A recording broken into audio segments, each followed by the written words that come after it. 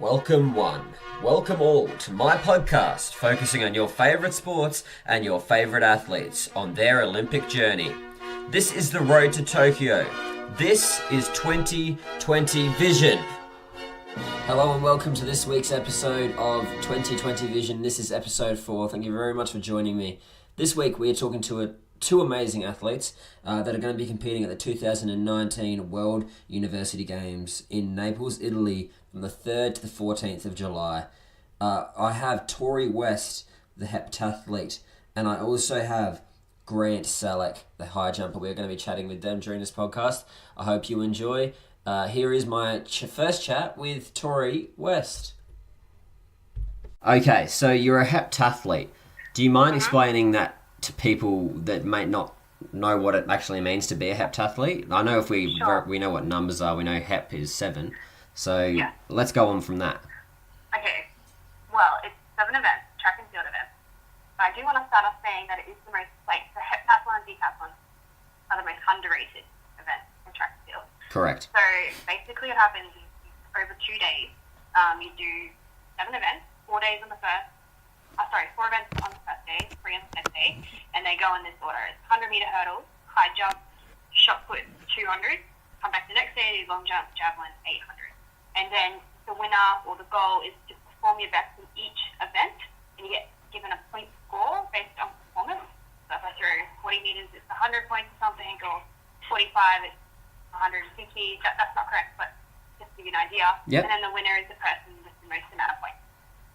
So where does your love for this... I always associate back to little athletics because I did that when I was from a young age. Is that where kind of the love associates from, or did you just pick it up someday? No. See, where I'm from, I'm from Townsville. I didn't have little athletics. We had a different, athletics in North Queensland is completely different setup to the rest of Australia. We don't have little A's. We just have athletics. And so juniors through the seniors do it together. So my memories aren't typical little A's. I just went to a club night and did athletics, but it wasn't referred to as little A. It's weird. Okay. But, so it did start for me as a little kid. I started when I was 3, turning 4, and I literally lived on the same street as the club. And so one day Dad took me down to the track and I seen a girl running a 400 without a uniform. And when I seen her, I was like, hey Dad, that girl doesn't have a uniform. I don't have a uniform. That means I can run too. And then Dad signed me up the next week, and so I did that. Yeah, that's where it started for me, really. But So would you say 400 is your favourite then? no. No? No way. No. When I was little, my favourite was sprints and long jump. Okay. But then I stopped athletics when I was about 9, and I did tennis, and then I did basketball, and I didn't actually fully get back into athletics until I was about 16. Okay. So, yeah. So when did the heptathlete journey start for you then? When did you start doing heptathlons? I did a couple of heps, 2014 and 15, but not really seriously. I was just doing it to mix it up, because originally I was a good javelin thrower. Yep. And then, I think in 2015, I injured my foot. I tore my plantar fascia, and basically it was a year off, because that sort of thing, your whole foot collapses, I guess. Okay. And so I took up boxing. I did boxing for a year, and then that was 2017. One thing is I admire the fact that you've actually not stopped sport and generally you just kept going. Yeah, well, I've always been a very active person, so I love challenging myself, I guess. Beautiful. Yeah, so did boxing for a year, won a state championship, and they actually invited me to start doing the boxing programs. I got invited to New Caledonia to go do a fight, but then it was at the end of 2017 I realised that if obviously Commonwealth Games are coming up in Australia, I was like, well, I want to do that. Who doesn't want to represent their country in their own country? So, but in my heart, I was like, I actually want to do it for heptathlon. I don't really want to do it for boxing, because I want to keep my face intact. Fair enough. So in April 2017, I officially started heptathlon training again, and then I went from unranked in Australia to qualifying, getting a B qual for Com Games, but then I fell short where it mattered. But nonetheless, that's basically where it started, was April 2017. So where, in regards to scoring in the heptathlon, where is the event that polls highest for you? On the events I get the most points for is the 200 and high jump. Beautiful.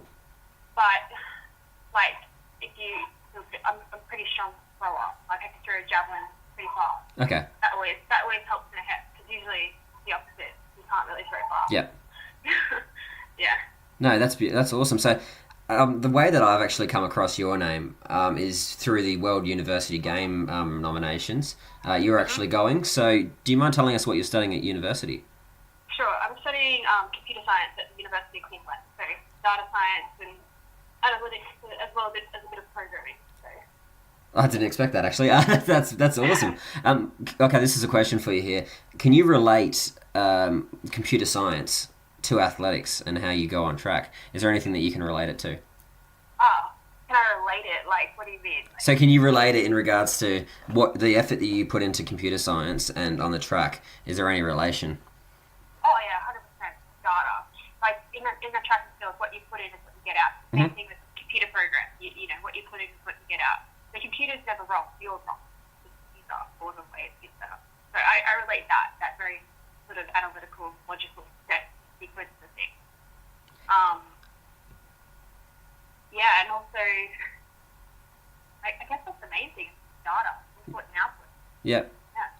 Beautiful. I love that. So, you have told me that you were into social media and giving people the content that they deserve and all that sort of thing. Do you have any words of advice when it comes to taking that next step in either social media or athletics or wherever it is in life you want to head?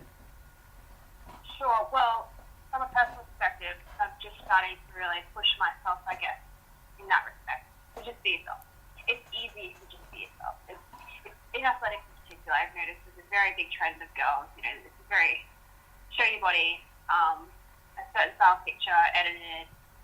You know, it's very much the same. And that what I don't see is just people being themselves and being real about the journey and the days. So I think that's my personal approach to it, like from a business approach and how like I would give a client advice if they're growing their business online. It's authenticity. It's the first thing, and then just quality, like sorry, not quality, quantity of content. Just put stuff out across all platforms. Get stuff out on Facebook, YouTube, Instagram, Snapchat. Like this is a game of attention, and in athletics there is limited attention. So the way you can get that attention is obviously get yourself out there on different platforms, capture people in those mindless scrolling moments, because they're on Facebook on the train or something. So, yeah. That's awesome. Thank you very much for joining me for a chat, and I wish you the best of luck, and hopefully we can see you in 2020. Yeah, hopefully. Right, well, thanks for your time. Thank you very much. Cheers. Bye. Right, bye. There we had the effervescent Tori West. See, I'm using big words this week. It's good to hear from somebody with such a positive attitude to life. I just love it. It was a good chat, and hopefully we will see her in 2020. We wish her the best of luck on her travels around the world as she tries to get that qualifying and to do her best, and I know she's going to succeed. Next chat is with Grant Szalek. A man that was really awesome to chat with, very positive as well. All the athletes I've come across are positive. So here it is, my chat with Grant Szalek, and I hope you enjoy. So you're a high jumper. Tell us, how did you get involved in that sport? Was it just a little athletics driven, or you saw a guy jump over a bar and thought that it looked cool? No, so my father was actually a high jumper. He jumped a 205 when he was 16 years old. And so I got down to Little Athletics one day, and I saw the record was 174. I think I was 13 at the time. 12. I was 12. And pretty much got down there. That I won that record. Ended up attempting it and breaking it on my first attempt. And that was kind of how I got into it, yeah. And then Dad started training me, and from there, just carried on. So do you go from the left or the right side? I jump with my right leg, so I come from the left side. Beautiful, mate. And do you have any idols at all in the sport? Because we do classify it as a sport, high jump, because the amount of athleticism that's in it's amazing. Yeah, of course.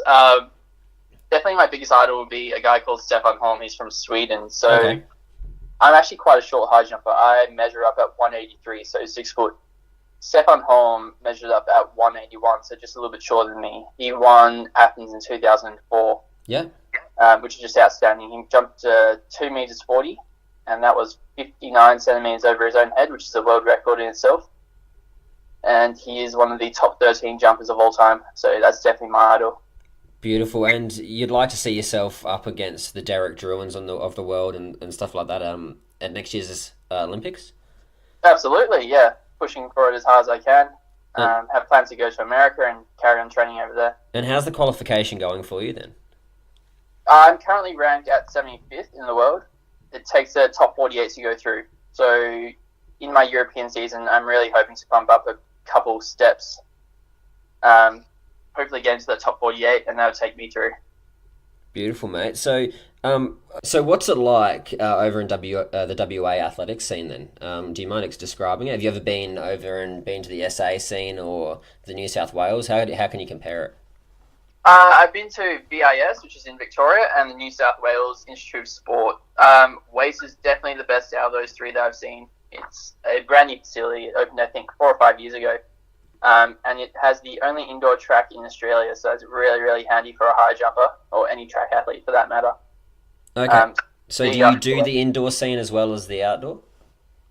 No. The track is only 80 metres long, so we don't have indoor competitions on it. No, so that's fair enough. Yeah. So you're going over to the States. Do you mind explaining who you're getting trained by and what you're looking to achieve over there? I'll be trained by a guy called Dream Street Thompson. He was an 864 long jumper and a 900 meter runner back in the day at a place called University of Texas in San Antonio. So pretty much the reason I'm going over is because the coach over there is fantastic, and I can also do a master's degree over there, which in itself is fantastic. And the living situation over there is fantastic. The support's great. And the competition at the NCAAs is just next level. So, for example, to win the indoor at the NCAAs last year, it took it 2:31, which is a centimetre below what it took to win Commonwealth Games.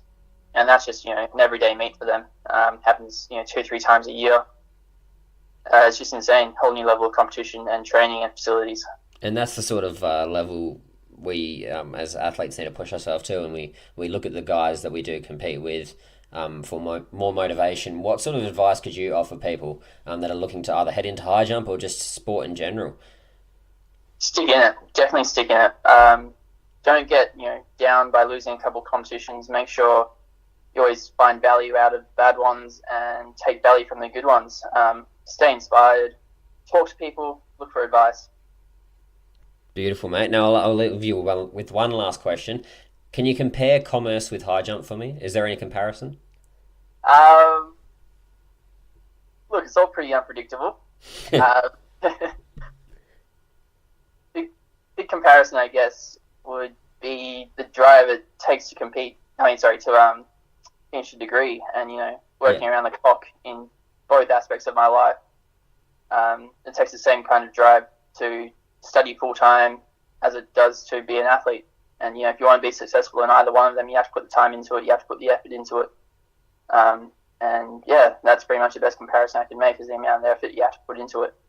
Beautiful, mate. Well, thank you very much for joining me, and best of luck on your journey to Tokyo. Thank you very much. Talk to you next time, John. Catch you, mate. Ciao. Bye. There we had the boy from WA, Grant Szalek. I hope I pronounced your name throughout this correctly there, mate, but hey, I'm enjoying what I'm doing here. It's been fun. I hope you enjoyed the chat with Tori West and Grant there. It was very positive. Like all our athletes, as I've said, they're all positive. And